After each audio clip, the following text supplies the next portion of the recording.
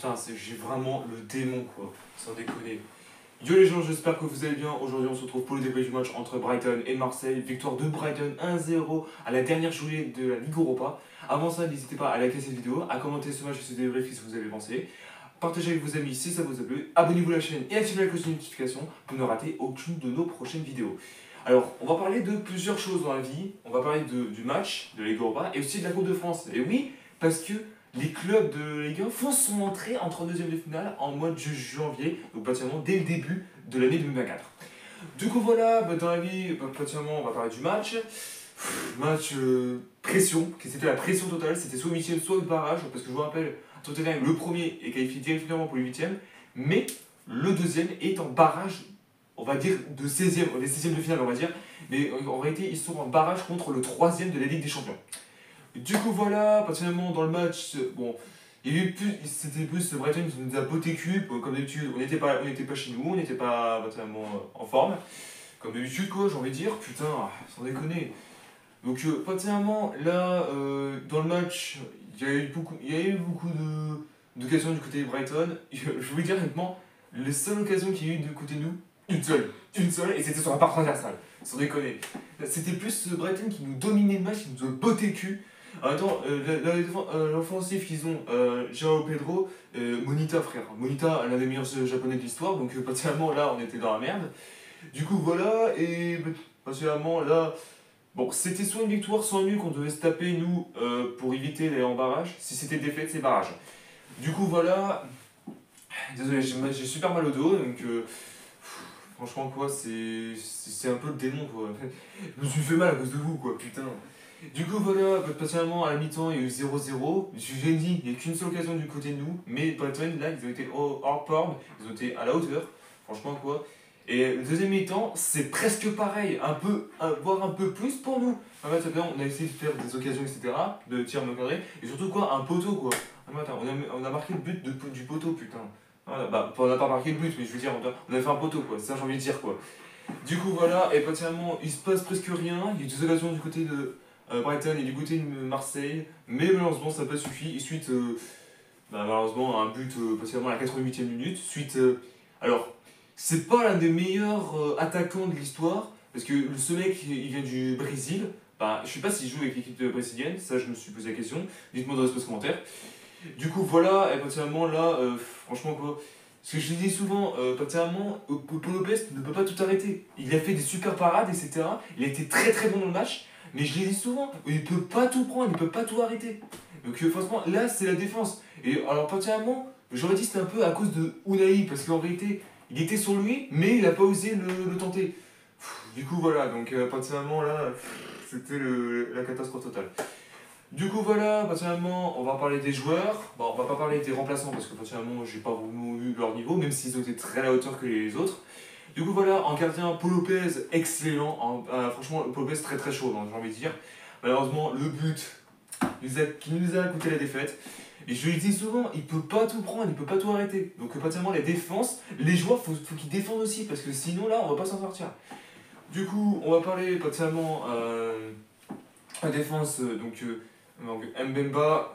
Alors j'ai des souvenirs, attends, je suis désolé, mais la défense a été bien, Balerdi a été à fond, potentiellement. Il a changé depuis, mais ça n'a pas toujours suffi. Mbemba, bon, Mbemba a toujours le même niveau. Bon, je vais pas dire qu'il était très très bon, hein, je veux dire potentiellement, il était normal, etc. Et du coup voilà. Donc, potentiellement, après le milieu, potentiellement, Lodi, Unai, Jordan Vertou et Jonathan Klaus. Franchement, quoi, le seul personnellement que je n'ai pas vu dans le match, c'est Jordan. Jordan Vertou, parce que le mec, il nous a fait que de la merde. Même Unai, c'était la même chose. Lodi, flop total, c'était vraiment la catastrophe nucléaire. Franchement, quoi. Et Jonathan Klaus, même s'il y a eu des occasions, etc., mec, tu peux pas les foirer, quoi. Tu peux pas non plus te foirer, frère. T'es défenseur avec l'équipe de France, qu'est-ce que tu nous fais, mec? Putain, sans déconner. J'ai l'impression que Jonathan Klaus est plus fort avec l'équipe de France qu'avec les Marseillais. Dites-moi dans l'espace commentaire, s'il vous plaît. Du coup voilà, et ensuite l'attaquant Vitinha, Aubameyang et Harlitz. Vitinha qui n'existe pas. Vitinha qui n'existe pas. Mais il a rien fait du tout. Le mec il n'existe pas quoi. Franchement, un numéro 9 qui n'existe pas, qu'est-ce qu'il fout là quoi. J'ai envie de dire ça quoi. Harit flop encore une nouvelle fois, mais il y a que des flops, hein, je suis désolé. Mais ils sont pas vraiment à la hauteur, même si c'était contre Brighton.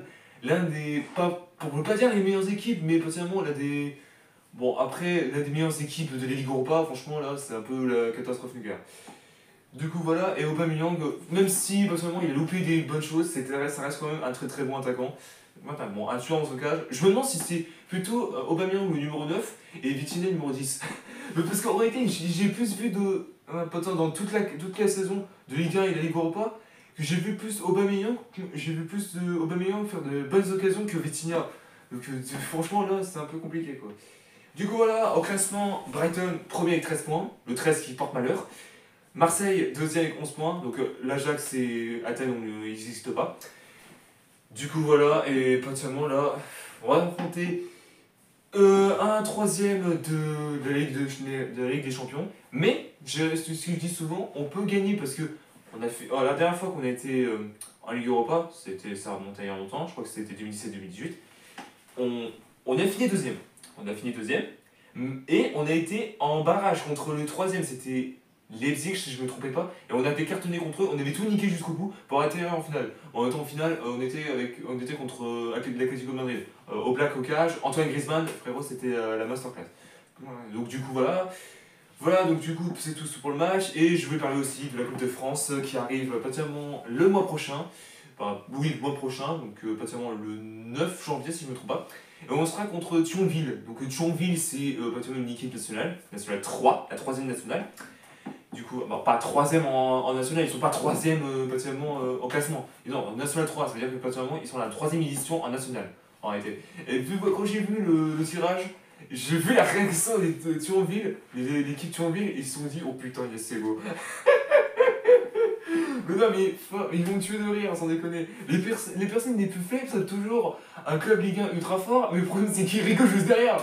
Mais ils savent que très bien qu'ils vont se faire laminer. Enfin, laminer. J'exagère rien les gars, parce qu'en potentiellement, tout peut créer la surprise, je le répète. Du coup voilà. Merci à tous d'avoir suivi cette vidéo, n'hésitez pas à liker, à commenter ce match et ce débrief, qu'est-ce que vous avez pensé. Évitez les insultes s'il vous plaît, parce que je sais potentiellement il y en a qui vont se foutre de ma gueule. Après, c'est pas des menaces, c'est pas des haters, etc. C'est pas des méchants commentaires, mais c'est juste potentiellement les gens qui ils veulent rigoler un peu. Donc, après, bon, ça me dérange pas, mais c'est vrai que des fois ça devient lourd en réalité. Voilà, et du coup, partagez avec vos amis si ça vous a plu. Abonnez-vous à la chaîne et activez la cloche de notification pour ne rater aucune des vidéos de Marseille. Et on se retrouve très bientôt pour une nouvelle vidéo. Peace!